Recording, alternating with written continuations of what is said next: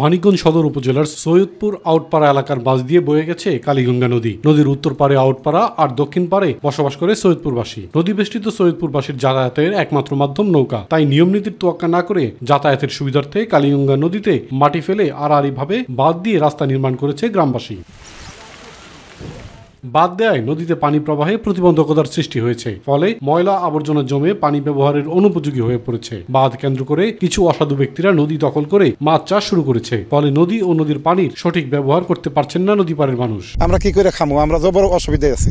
এইখানে পানি যদি না থাকে আমরা পাক করে খাইতে পারি না। আমাকে নদীর পাড়ে বাড়ি, গণস্বাক্ষর দিয়া এখান থেকে রাস্তা করলো। যেখানে একটা বড় একটা কালপাট যদি দেয় সেটা দিক, আমাদের চলমানটা রানিং থাকে। এর ক্ষতিকর প্রভাব পড়তে শুরু করেছে পরিবেশ ও জীববৈচিত্র্যে। নদী রক্ষায় সরকারি আইন মোতাবেক পদক্ষেপ নেওয়ার আহ্বান পরিবেশবিদদের। ভরাট করে রাস্তা বানাই বা কোনো কিছু করি, আসলে নদীর এই প্রাণীগুলো মারা যাবে, পানির যে ব্যবস্থাপনা সেটা নষ্ট হয়ে যাবে।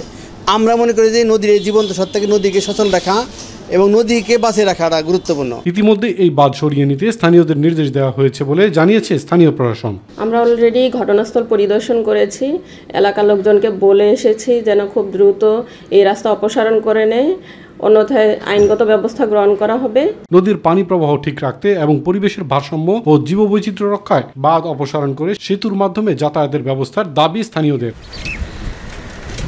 ইলিয়াস কমল, মাই টিভি।